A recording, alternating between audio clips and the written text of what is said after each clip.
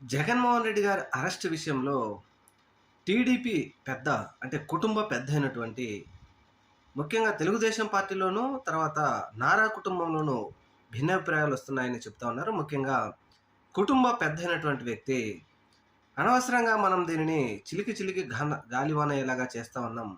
జగన్మోహన్ రెడ్డి గారిని అరెస్ట్ చేయడం వల్ల భవిష్యత్తులో అనేకమైనటువంటి ప్రాబ్లమ్స్ వస్తాయని కుటుంబ పెద్ద ఆపుతున్నప్పటికీ కానీ నోట్ మై వర్డ్స్, మహిళలతో పాటు నారా కుటుంబంలోని మహిళలతో పాటు అందరూ కూడా జగన్మోహన్ రెడ్డి గారి అరెస్టుకు పట్టడంతో జగన్మోహన్ రెడ్డి గారిని అరెస్ట్ చేయడం తప్పడం లేదంటూ పోలీసులు కూడా ఒక విశ్వసనీయ సమాచారం అని చెప్తా ఉన్నారు.